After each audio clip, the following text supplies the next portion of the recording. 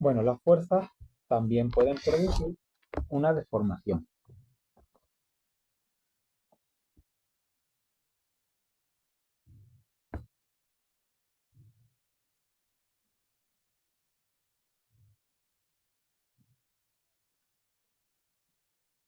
Cuando aplicamos una fuerza a un cuerpo, este puede deformarse.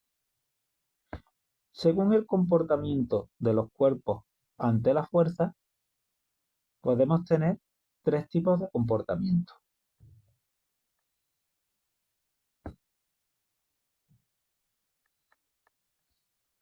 Tenemos por una parte los cuerpos elásticos. Los cuerpos elásticos son aquellos que se deforman al actuar una fuerza sobre ellos, pero recuperan su forma original cuando se detiene la fuerza. Por ejemplo, una goma elástica. La presionamos y se deforma, pero luego la soltamos y vuelve a recuperar su forma original.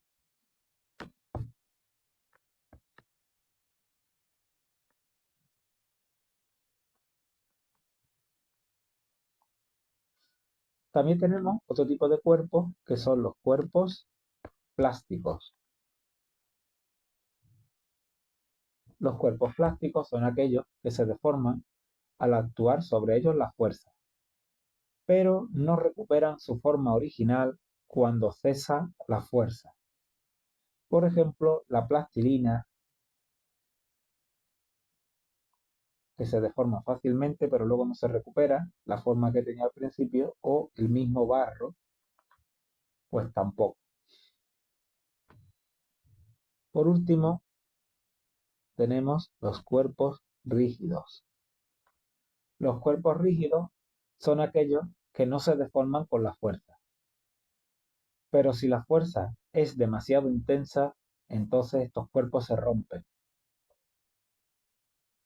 Es por ejemplo lo que sucede si nosotros tenemos un vaso de cristal y lo apretamos.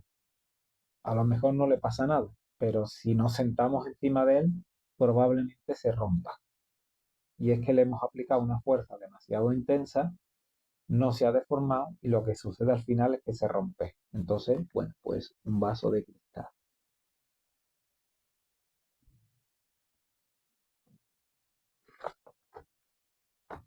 Ahora vamos a ver una derivación de esto de la deformación, que es lo que se conoce como la ley de Hooke.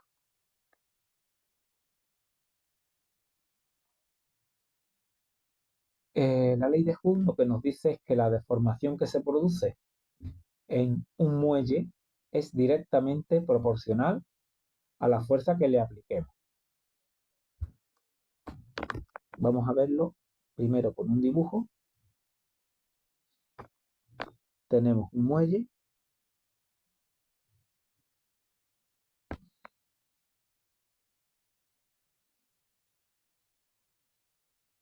que tiene una longitud inicial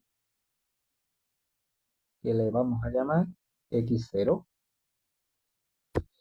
A continuación, este mismo muelle lo estiramos aplicándole una fuerza y lógicamente el muelle se alarga.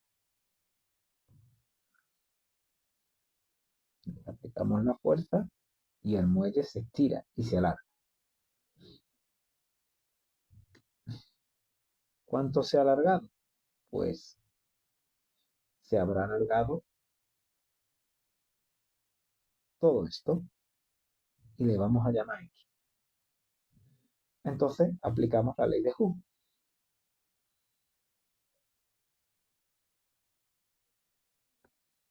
donde F es la fuerza con la que hemos tirado del muelle, K es una constante llamada constante elástica del muelle. Depende de lo duro o blando que sea el muelle, es decir, hay unos muelles que tienen unas constantes con un valor, otros que tienen otras, dependiendo de lo fuerte o duro o endeble, blando que sea el muelle. Incremento de x representa lo que se estira el muelle. Es decir, el incremento de x será igual a la posición final, todo esto, menos la posición inicial, que era la que tenía antes de estirarse. Vamos a ver un problema aplicando la ley de Hooke. Y para ello vamos a ver el ejemplo número 4. Si sobre un muelle se aplica una fuerza de 15 newtons y este muelle se alarga 3 centímetros, ¿cuál será la constante del muelle? Bueno, pues tenemos un muelle que tenía esta longitud y le hemos aplicado una fuerza y el muelle, la fuerza es de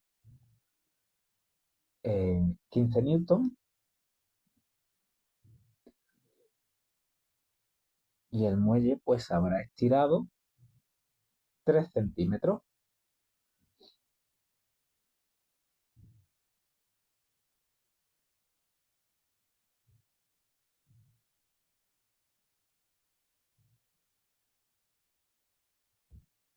Es decir, esto, que es lo que se ha estirado, son 3 centímetros.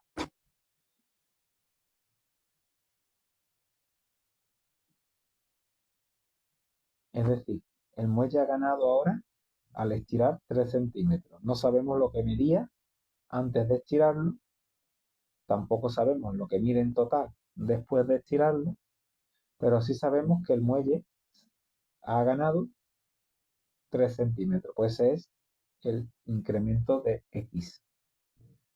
El centímetro no es una unidad del sistema internacional y hay que pasarlo a metros. Lo dividimos entre 100 y nos queda 0,03 metros. Entonces aplicamos la ley de Hooke, la fórmula de la ley de Hooke.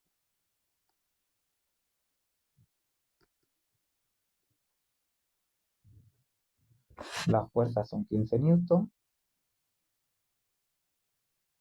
la K es la constante del muelle que desconocemos y el incremento de X hemos dicho que vale 0,03. Llevamos este término aquí dividiendo y por tanto la constante del muelle vale 15 entre 0,03. Es decir, 500 newton partido por metro. Esa es la unidad que tiene la constante del muelle. Bien, basándonos en la ley de Hooke, se pueden construir unos aparatos que se llaman dinamómetros que se utilizan para medir las fuerzas. Estos aparatos están formados por un muelle que se cuelga en el techo o en algún soporte. Tienen una escala graduada para medir las fuerzas en Newton y le colocamos a ese aparato un objeto y dependiendo de lo que se estire el muelle, pues así podemos medir la fuerza que produce el cuerpo que le hemos colgado al muelle.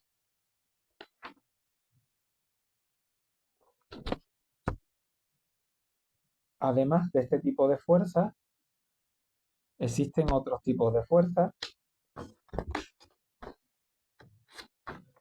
como son otros tipos de fuerza.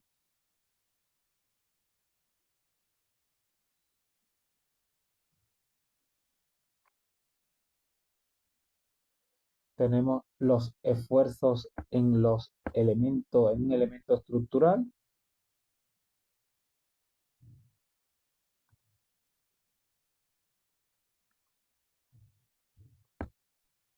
que son fuerzas internas que afectan a las estructuras, las construcciones. Esfuerzo de tracción,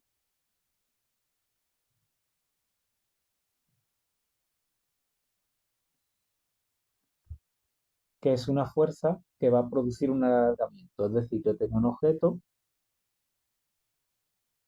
le aplicamos una fuerza, dos fuerzas, cada una en sentido contrario, y lo que va a producir es un alargamiento del objeto debido a esta fuerza de tracción.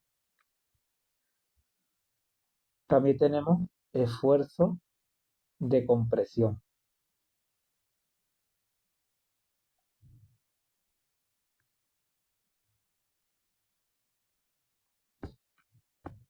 que produce un acortamiento.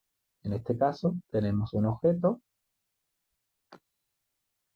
le aplicamos un esfuerzo de compresión, es decir, dos fuerzas en sentido contrario hacia adentro, y como resultado el cuerpo se nos va a deformar, se nos va a encoger y se nos va a deformar. Tenemos también el esfuerzo de flexión, que va a producir una curvatura en los objetos que están sometidos a este tipo de fuerza. Esfuerzo cortante, que va a producir una rotura del objeto que está sometido a esta fuerza. Esfuerzo de torsión, que va a producir un retorcimiento en el objeto.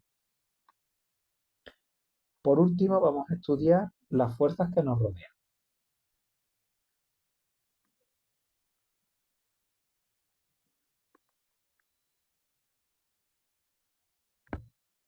En primer lugar, vamos a ver la fuerza de la gravedad.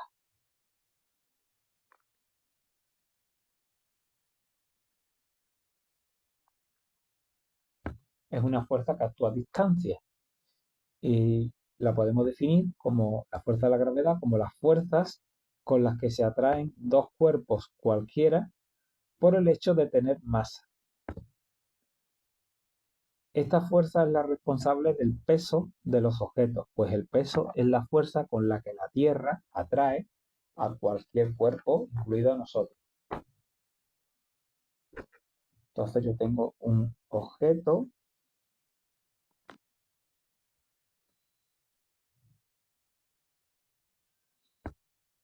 lo colocamos en el suelo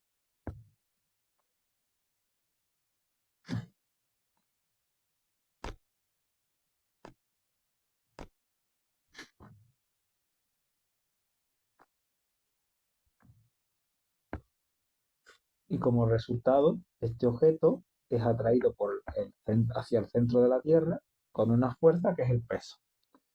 Si nosotros queremos saber cuánto vale el peso, pues tenemos que multiplicar, como cualquier fuerza, la masa del objeto por G, siendo P el peso, que se mide también en Newton, porque en realidad es una fuerza, es la fuerza con la que la Tierra atrae a todos los objetos, M la masa en kilogramos del cuerpo, y G, que es la aceleración de la gravedad, que ya dijimos en anteriores temas, que tiene un valor de 9,8 metros por segundo al cuadrado. Bien, pues esta fuerza nos lleva a definir la ley de la gravitación universal.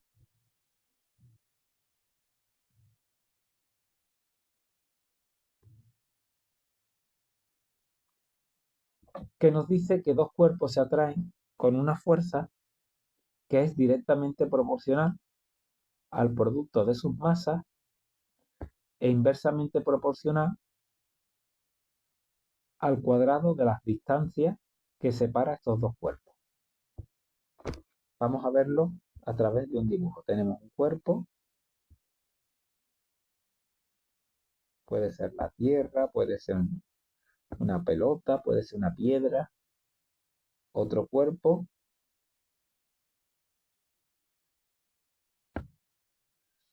Entonces, estos dos cuerpos están separados a una cierta distancia.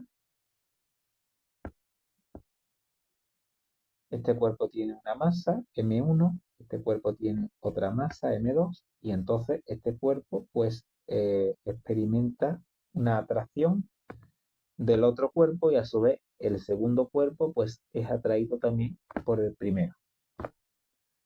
Entonces esto se puede escribir por medio de una ecuación donde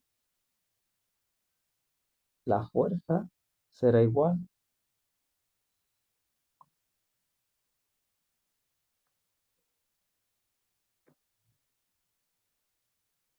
en este caso. F es la fuerza con la que los cuerpos se atraen,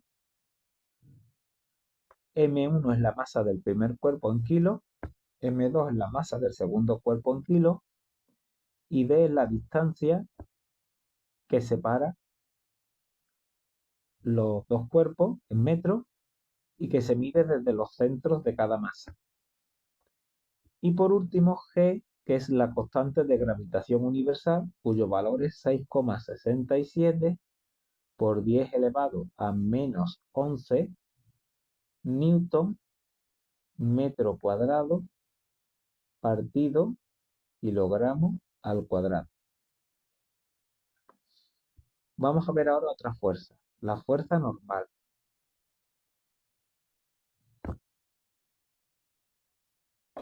La fuerza normal, que se representa con la letra N, es una fuerza que impide que un cuerpo se meta dentro de otro. Es perpendicular a la superficie que soporta el cuerpo y va dirigida hacia arriba. Vamos a verlo con un dibujo. Tenemos el suelo. Un cuerpo lo colocamos encima. Este cuerpo tiene un peso porque la tierra lo atrae, tiende a llevarlo hacia abajo. Pero la mesa impide que el cuerpo se caiga. ¿Por qué? Porque está produciendo una fuerza en sentido contrario que contrarresta el peso y que es la fuerza normal. Si en lugar de tener un suelo tenemos un plano inclinado, como puede ser una rampa, y colocamos encima un peso, pues también se produce en este caso la fuerza normal. Siempre la fuerza normal tiene que compensar al peso, ya que evita que el cuerpo se caiga. Otra fuerza muy interesante es la fuerza de rozamiento,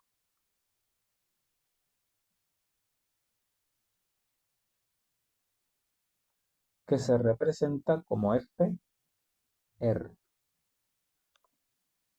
Y la fuerza de rozamiento se define como es una fuerza que se opone a que un cuerpo se deslice sobre otro. Si yo tengo el suelo y coloco encima un cuerpo y lo muevo porque le aplico una fuerza, pues ¿qué va a suceder en la práctica? En la práctica va a suceder que ni el suelo es completamente liso, ni el cuerpo tampoco lo es. Ambos tienen irregularidades. Entonces, cuando yo lo muevo en una dirección, aplicándole una fuerza, pues el suelo va a rozar contra el cuerpo o el cuerpo contra el suelo y va a producir una fuerza en sentido contrario que lo que hace es frenar, llamada fuerza de rozamiento. Si conseguimos que la superficie sea muy lisa, muy pulida, pues la fuerza de rozamiento se puede hacer muy pequeña, casi cero.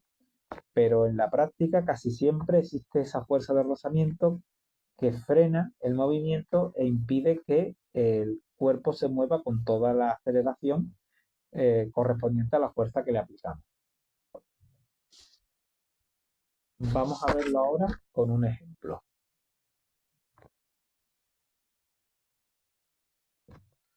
Vamos a ver el ejemplo número 5 de la colección de problemas. Imagina que tienes que arrastrar una caja de 10 kilos. A. Dibuja las fuerzas que intervienen, suponiendo que no existe rozamiento. B. Calcula el peso de la caja en newton. C. Calcula la fuerza necesaria para que la caja se mueva con una aceleración de 5 metros por segundo al cuadrado.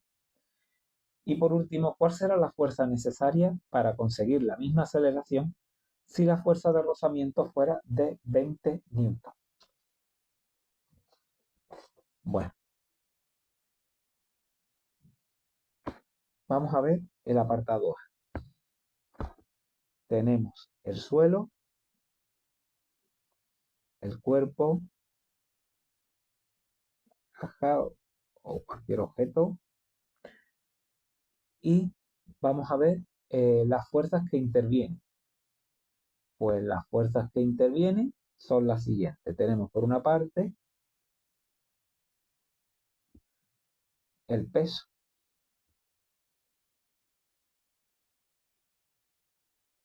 puesto que la Tierra tira del objeto, de la caja, hacia abajo.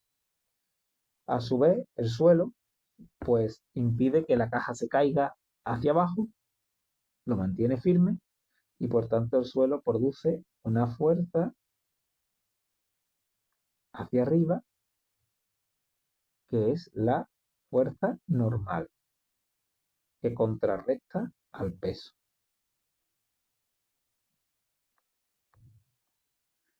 Y por último, le vamos a aplicar una fuerza que es la fuerza de arrastre que arrastra la caja o el cuerpo que tengamos en el suelo. Aquí tendríamos entonces dibujado las tres fuerzas que actúan sobre el cuerpo suponiendo que no hay rozamiento.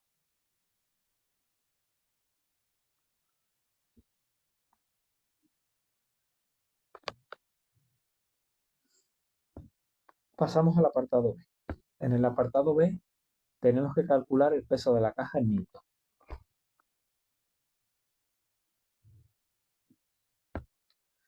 Pues aplicamos la fórmula de la fuerza, pero cambiada a peso, que ya hemos dicho que es P igual a M por G.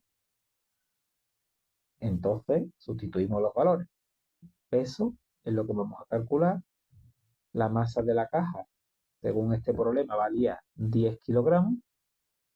Y G, que es la aceleración de la gravedad, 9,8 metros por segundo al cuadrado. Pues el peso de la caja será igual a 98 newton. Este es el valor que tiene el peso de la caja.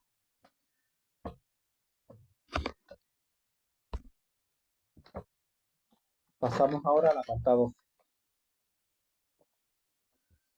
que nos dice que calcule la fuerza necesaria para que la caja se mueva con una aceleración de 5 metros por segundo al cuadrado. Pues aplicamos la fórmula de la segunda ley de Newton, donde dice que la aplicación de las fuerzas resultantes en una masa produce una aceleración. Sustituimos los valores.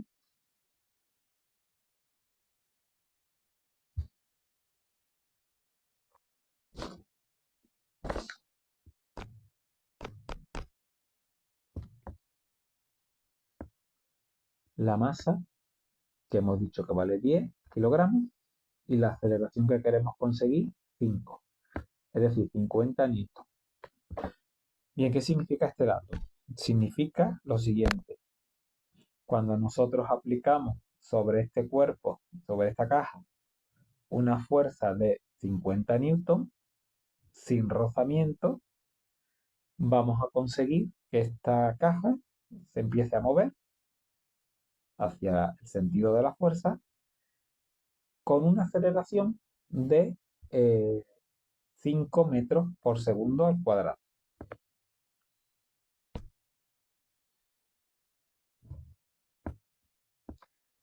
Y por último, el apartado D nos pregunta que cuál será la fuerza necesaria para conseguir la misma aceleración, pero ahora vamos a tener una fuerza de rozamiento que es de 20 newton.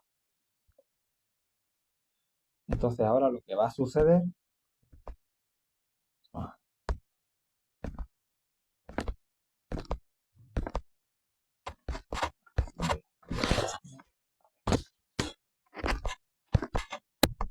se me deja la página, ahora. Bueno, pues ahora en este apartado D lo que vamos a tener es que además de esta fuerza que estamos aplicando ahora, hay una fuerza opuesta en sentido contrario, que es la llamada fuerza de rozamiento, ¿vale? Fuerza de rozamiento. Entonces esta fuerza de rozamiento lo que va a provocar es que se opone a la otra fuerza que le hemos aplicado y por tanto vamos a tener que tirar más fuerte, vamos a tener que darle una fuerza más grande, ya no vamos a para conseguir la misma aceleración. O sea, ahora ya no nos basta con los 50 newton que aplicábamos antes en el apartado C, sino que le vamos a tener que dar una fuerza mayor para compensar a la fuerza de rozamiento que va en sentido contrario debido a que la caja roza contra el suelo y eso la frena. Bien, ¿cómo calculamos entonces la fuerza que tenemos que aplicar cuando hay rozamiento? Pues la fuerza total que tengamos que aplicar será igual a la fuerza que aplicábamos antes, ¿vale? Los 50 más ahora la que tenemos que poner para vencer a la fuerza de rozamiento que son 20 newton.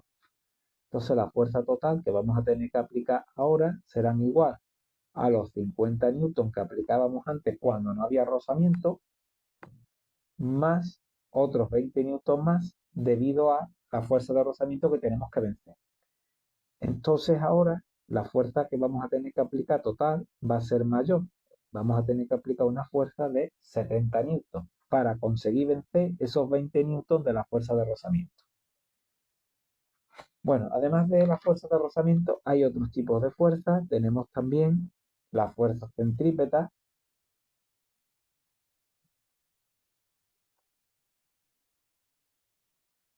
que se produce cuando un objeto sigue una trayectoria curvilínea.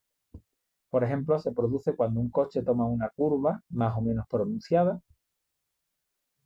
y también, o una moto, también es responsable de permitir que los planetas giren alrededor del Sol y de que los satélites artificiales giren alrededor de la Tierra. Se llama fuerza centrípeta. Y por último existe otra fuerza más que es la fuerza electrostática.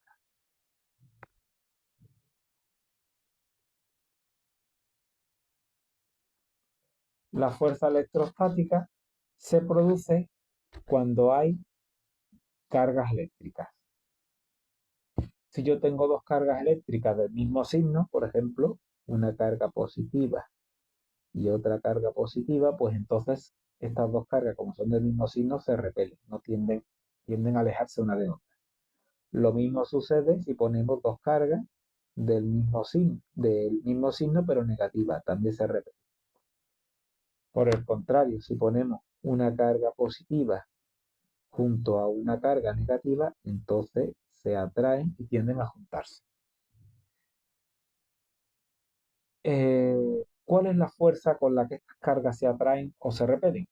Pues esto tenemos que aplicar la ley de Coulomb, que dice que la fuerza es igual a, vamos a ponerla, una constante, la carga 1, la carga 2, partido por la distancia al cuadrado. Es una fórmula parecida a la de la gravitación universal.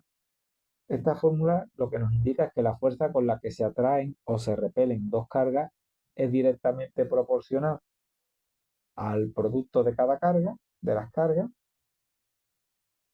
e inversamente proporcional a la distancia al cuadrado de la distancia que las separa. Es decir, cuanto más lejos estén, pues menos es la fuerza con la que se atraen o se repelen. Las cargas Q1 y Q2 se mide en una unidad del sistema internacional que es el coulombio, que se representa con la letra C mayúscula, y la distancia que separa esas cargas pues se mide en metros, como se hace siempre con cualquier unidad del sistema internacional. Y con esto hemos finalizado la segunda parte del tema de fuerza.